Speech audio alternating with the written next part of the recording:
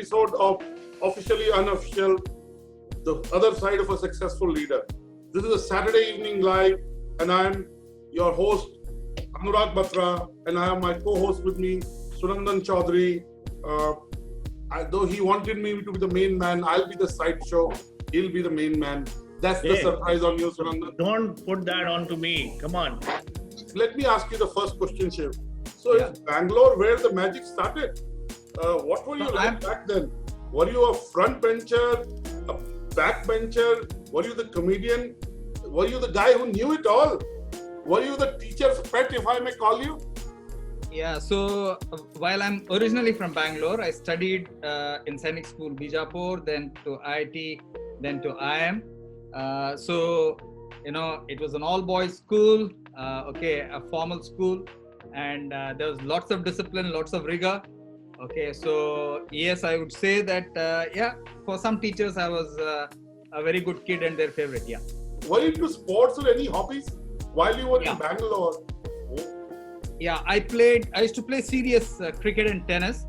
So I obviously played for school, college, etc. I used to captain IIT in both, so it was good fun. So I've played against people like Shrikant, who was 1 or 2 years my senior. So I have lots of stories about Chika and our games together. I played at first division level in Chennai, which is actually a very good league. So I was lucky to play. And your love affair with whatever you talk about continues. Sunandan, why don't you ask him the next question and ask him about I think while we get Sunandan back, you just talked to us about that you're very passionate about cricket. You played cricket and, I heard a story about you, I believe everyone should know that story. Here is the story we heard. Back during your days in Nokia as the CEO, the worldwide CFO of Nokia was visiting the India office. However, the CEO decided to go on a pilgrimage with your brother, which you said you do every 4 years. No one knew that you had actually gone somewhere else. So tell us, where did you go? What was that pilgrimage? And someday I'd like to come on the pilgrimage with you.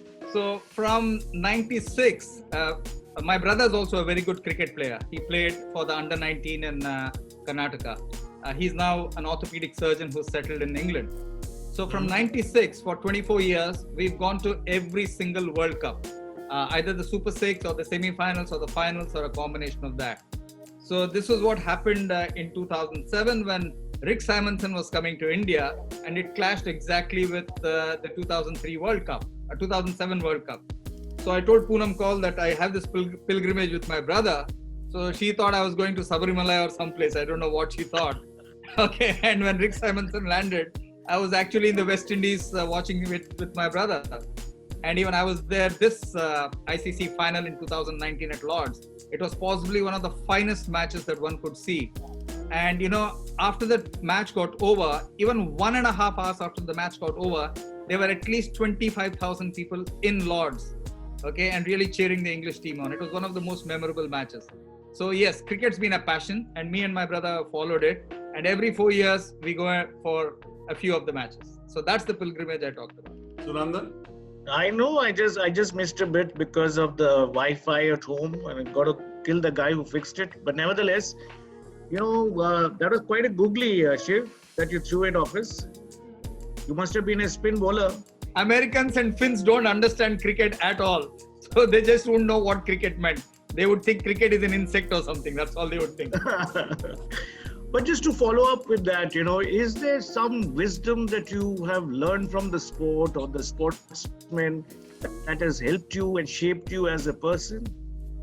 Yeah, because see, the thing, each sport is very different, the way I see it, having studied sport. In football, the manager is the guy who decides strategy. And in football, if your results are bad, the manager is sacked. So whether it's Manchester United or Barca or anybody else. In cricket, you are the captain on the ground. You are the guy who is actually directing and marshalling the resources. So you have to get that act right. But my big lesson from sport, if I were to say, and apply to organizations, Sunandan and Anu, is that if you look at every sport, take tennis as a sport. At one end, you have the diligent, values-led focus guys like Federer, like Bjorn Borg, like Nadal, like Djokovic, etc. At the other end, you have people like John McEnroe, Boris Becker. Same thing in cricket. At one end, you will have the Sachin Tendulkars, the Steve Waugh, etc. At the other end, you need the Hardik Pandyas. And the One big lesson is every organization needs the studious and the guy who upholds the values. You also need characters. If you don't have a character called John McEnroe or Boris Becker, the game will be boring. Nobody will come to watch it.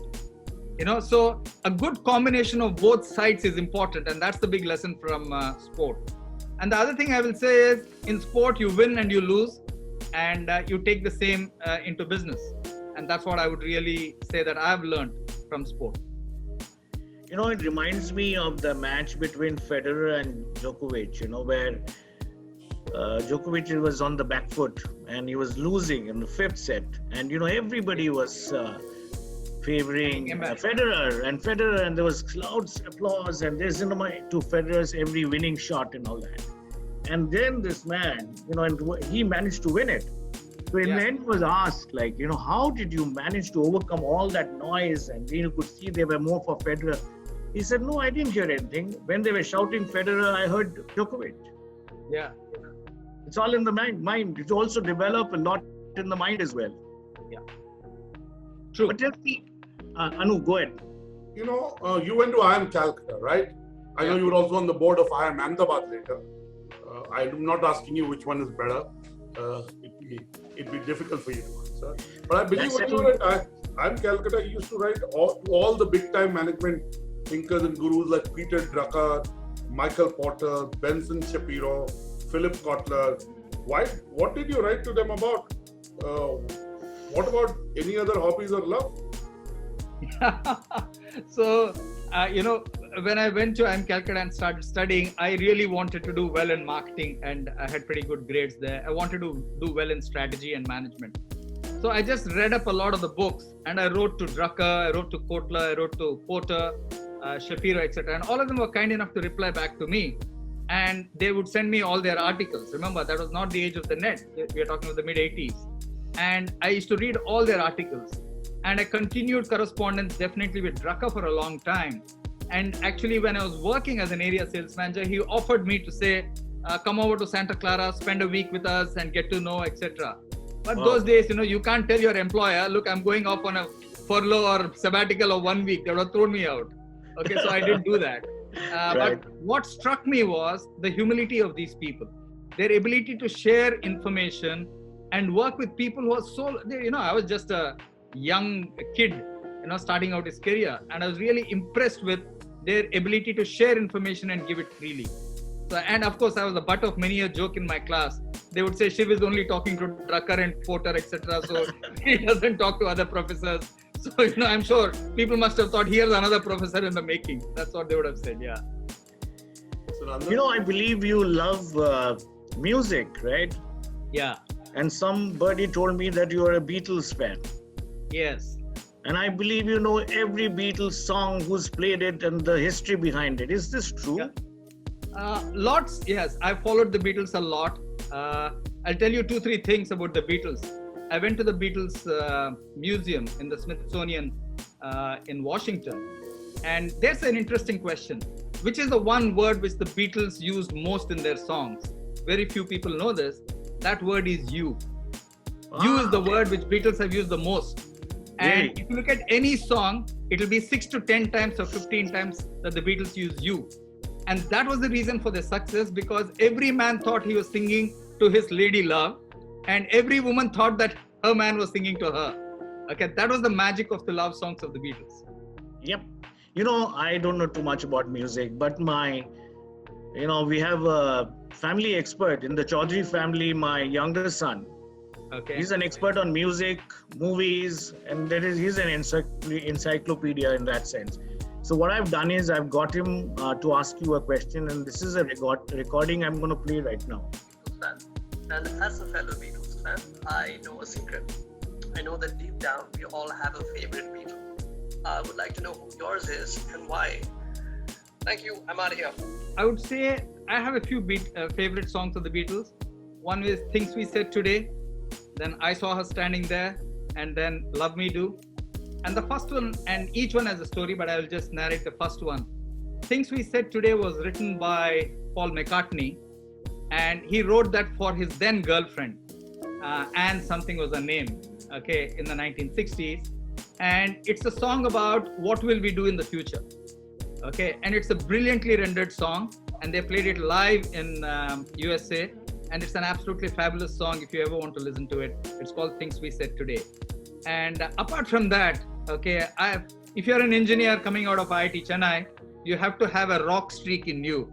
So I've been a great fan of Pink Floyd, Deep Purple, America, Dire Straits, everybody.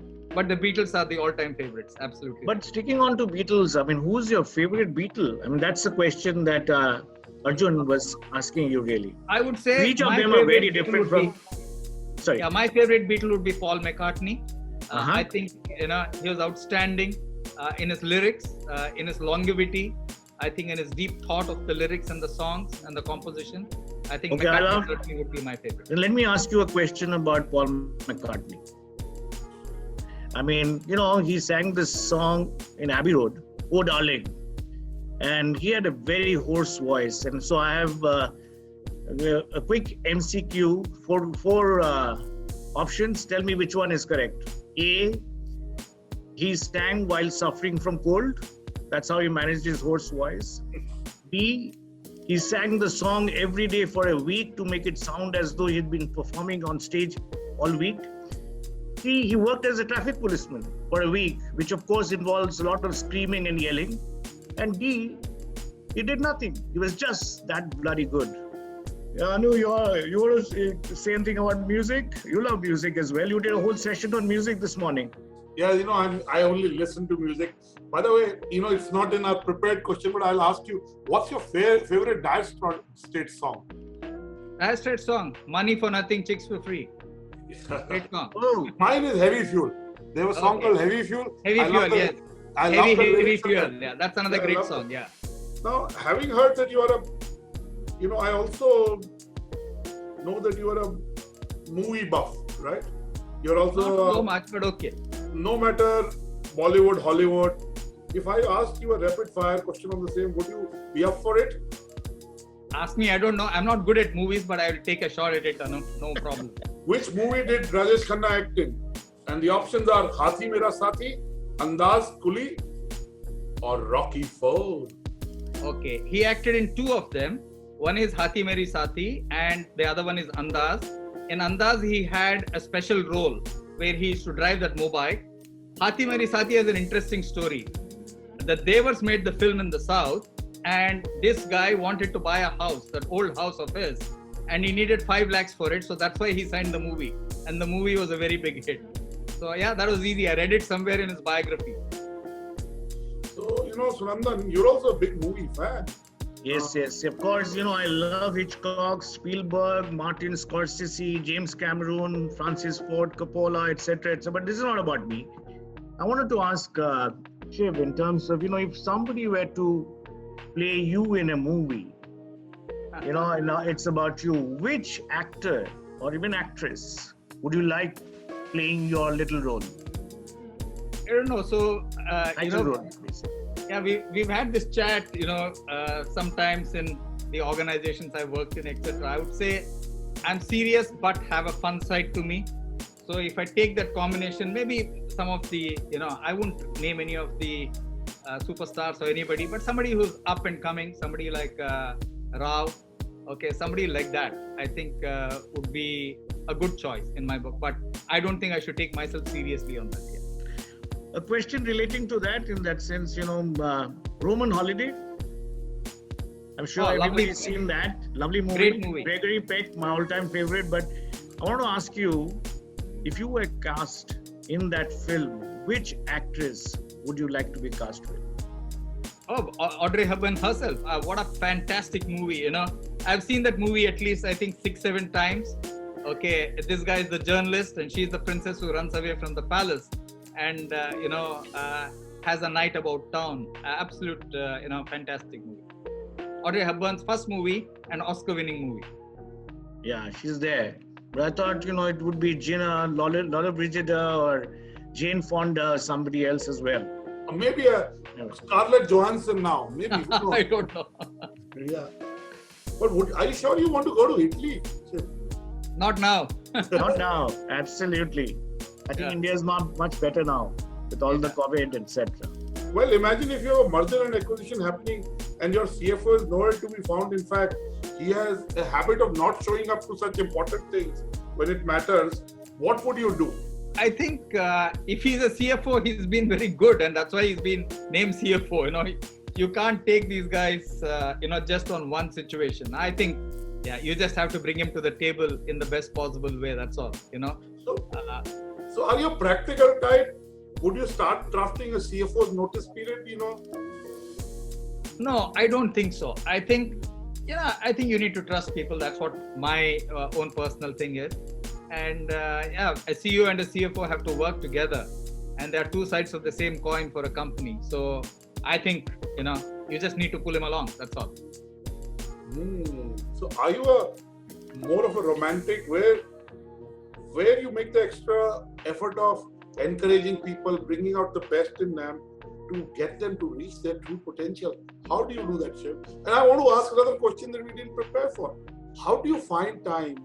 If you write to you, acknowledge the mail, you read the books, you review them. I requested you to review a book. You do your job so well, you've risen to the top of the corporate world. So what is it? You watch movies, you have your music, you're finding. So, how do you stretch time to 48 hours? Yeah, so a lot of people have asked me this many times in my organizations too. I think most people use office time roughly similarly, but I think most people don't use their dead time well. That's what I would, tell you. So dead time is you're sitting in a car, you can make a few phone calls. You're sitting in an aircraft, you have 2-3 hours, nothing to do, you can read a book. There are so many things you can do in your dead time. And I think what I've learned through my career is to use the dead time well. And I've seen some outstanding bosses of mine, like Mr. Gopal Krishnan, who retired from Tata Sons 2 years ago. Prolific writer and author. Yeah, Gopal used to give us time for meetings from 9:17 to 9:22. It was like that. Okay, so we learned how to manage time very, very well. So good mentors and using dead time well. That's what I would say. And I'd ask you, how do you encourage people to come up to the true potential? Yeah, the thing is, if you look at it, all performance of people, and especially as you grow and you have young people working with you or good people working with you, people have a certain performance. If you don't have high expectations of them, their results will be equal to their performance. But equally, performance minus excuses or potential minus excuses is performance. So you must constantly raise people's potential and keep investing in them, coaching in them, and developing them so that they get better and better in order to truly perform. So that's the only way to do it for a leader. Sorry, I missed you guys. It's all yours.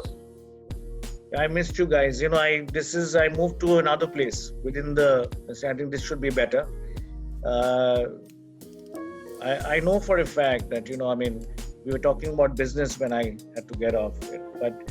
But the fact, keeping to that business bit, and Shiv, what I've know worldwide, and correct me if I'm wrong, 70 to 80% of worldwide GDP come from family businesses. And so it is in India as well. And given the new program by PM, the Atmanirbhar, I think, charity begins at home. What do you think the government should do to help Indian houses? That's a difficult one, and that requires a completely different kind of analysis and discussion. Of course, yeah. And it's too short to do. But I'll give you the broad sense from what you said. Very few people know that India has the largest number of listed companies. We have 5,000 companies listed on the stock market. The New York Stock Exchange is about 3,600 or so. And 2/3 of the companies in India are family owned, as you rightly said. Absolutely right. Okay. India is a very unique market of promoter-led listing companies. If you look at Asia as a whole, 50% of all Asian companies are family owned. So the concept of family owned is a very Eastern concept. It's more a collective concept. Okay, so that's what it is. But all the family concerns also over time have got very professional, and there is a combination of when they need to be a family organization and have that sympathy and empathy, and when they need to be professional. So that is the direction. In terms of going ahead with GDP, there's a lot to be done, especially where we are right now. That's another separate session, so I won't go into that. Sorry to digress, but I mean, I think as a business leader, I mean, it's always top of mind. And I thought, I mean, since we were on the business part of it, ask you a question that everybody wants to hear from you as well. But coming back to our main thing that we're talking about you, there's one other thing I heard about you, and that is you have a fear of flying. Yes. And you take 2 to 4 flights in a week. Very often, perhaps every week in the year. Yeah. What have you done about it? How do you manage to fly with that fear of flying? Yeah, so I was actually a very casual and bindas flyer. Then in 1994, my dad passed away in an air accident, and he was in a government plane. He was on an inspection to Port Blair, and the plane landed in water, amphibious plane, and then it turned turtle, and my dad passed away. After that, I'm an extremely nervous flyer. But it is interesting what I've done after that. I've read every single book and every single case study of every single air crash in the world. So I know exactly what happens in an aircraft. So when I sit in a plane today, I can tell you what the pilot is going to do before he does it. Here's a funny story. We are flying from Bangalore to Cochin once, and I was sitting in the last row, 28C or something. Then suddenly the power unit went off and the oxygen mask came down. I called the air hostess and said, please tell the captain that there is Coimbatore coming up to the left side and he can land there if he wants. So she went running to the captain and told him, this passenger says that. So the pilot said, yes, he's absolutely right. He knows his stuff, but tell him not to worry and we'll land safely in Cochin. So when I fly international, I look at the weather map of my route 1 or 2 days before I go. So I just want to be absolutely sure that I'm not going to have air pockets. That's all. I've read everything there is to read about planes in order to overcome the fear of flying now. So that's what I've done. Shiv, I want to, Shiv, this is not in the questions we prepared. But Shiv, you watched the movie Sully? Yes, I did. I've read the book. So we have read the book. What is your favorite dialogue in that movie? I have a favorite one. The favorite dialogue in the movie is in the end. I don't know if you remember. It's the same dialogue that you and me like the same Absolutely dialogue. Right. It's when the senator asks him, so what would you do differently? Yeah. And he turns to him, so why don't you great one. that dialogue? Yeah, super. Why don't you share the dialogue? Go ahead. The show is about you. No, you started it. Share it. Go ahead. There is a I will land in winter, he says. Yeah. I won't land in winter. I will land in summer. So the congressional committee asks the pilot and the co-pilot, saying, what would you do differently this time? So he looks at Tom Hanks looks at his co-pilot and says, definitely would land it in winter. Would do it in summers. Something like that. So he says, so all yours. Since he brought up this. No, I want to move on to another interesting thing that we all love, and that is about food. Tell me, Shiv, which is that food that makes you really salivate? I see.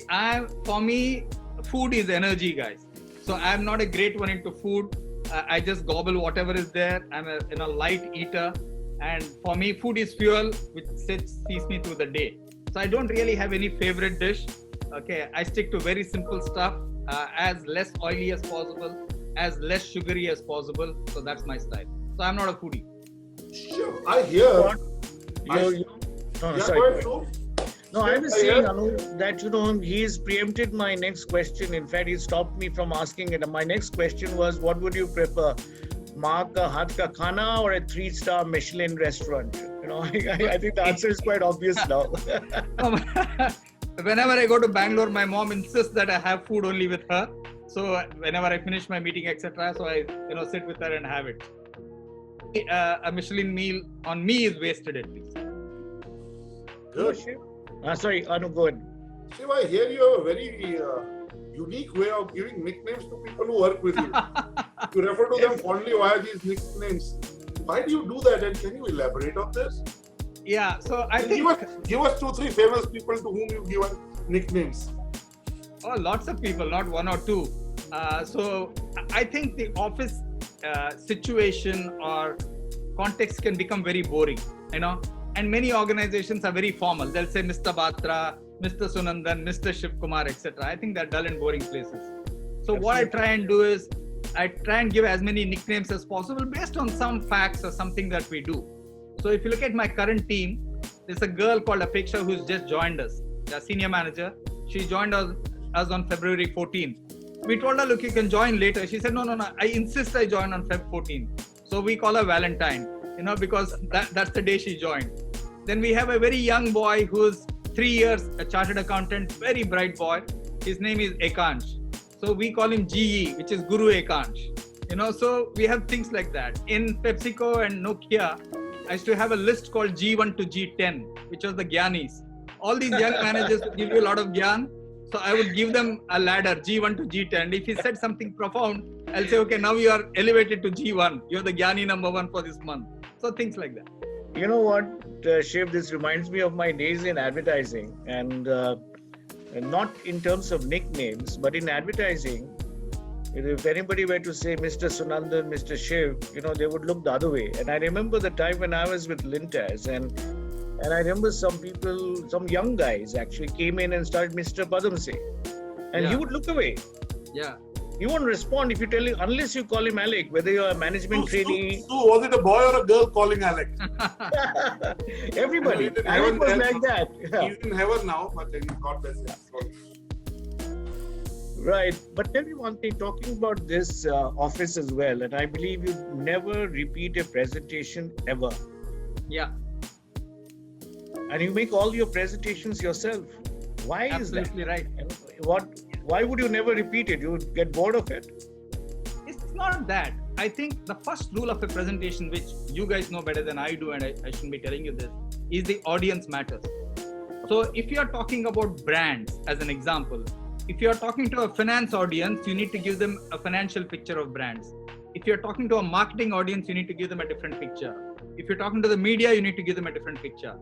And I believe a lot of people make the mistake in today's laptop world of mixing and matching slides and making a deck. And that's the worst. You can easily make that out, that they're not respecting the audience. In my book, if I agree to a presentation, then I will do it myself. And I will write it from scratch. And that's why I ask people, send me a list of who is going to attend, which companies, why are they attending? Give me a flavor of it. And that's the reason. And I do all my presentations myself, all 30 years of my career. I do my own presentations. I never delegate it to anybody. Sunandan, I want to tell you, she was speaking 2 years back at a B School, Businessworld B School Summit. I know. Lots of professors were there and big ones. Okay? Big ones, the chairman of AICTE, Dr. Preetam Singh, who's in heaven now, who's great, really a management professor and a leader. And many other B schools, the IMA, B, C, and it was and the minister also came at that time. Yeah, correct. Dr. Singh was the minister, Dr. Satyapal Singh, he was the HRD minister. Yeah. And he's very good. But, sometimes there is fatigue. And Shiv came and he made a presentation and everyone woke up. And I remember calling Shiv next day and saying, can I get a copy of your presentation? He said, happily. So we put it on the site for people to take it. So, his presentation was so real. It was on the B school of the future and what is required in a B school professional today. So, Shiv walks the talk. Yep, absolutely. And I believe you have given more than 100 CEOs and CXOs to the corporate world. Absolutely. So if I go back to the teams I've led, if I look at the brand management team I led in the foods for Unilever, JV Raman went to be CEO of Unilever Vietnam and Russia. OP Manchanda is CEO of Path Labs. Paul Techel was CEO of IFCO. Vivek Khanna was CEO of India Today. If I look at my personal product stint, Karthik Kaushik is CEO of Citibank Cards. Tarun Puri was CEO of Nike in India. Pratik Kota is currently CEO of Domino's. Okay, if I look at my Nokia stint, Ramnath was the CEO. Vipul Sabharwal is currently CEO of... We've got 1 hour on the show. This 100 names will take an hour. Luminous, etc. So, we'll ask you for those. Certainly, we would I'm love extremely to proud know. of them. Yeah. Very, very proud of all these. Isn't it fantastic to see your youngsters, people you worked with, take on large assignments in large companies and doing so well? That's the most gratifying thing I think anybody can possibly have. Absolutely. Fully agree.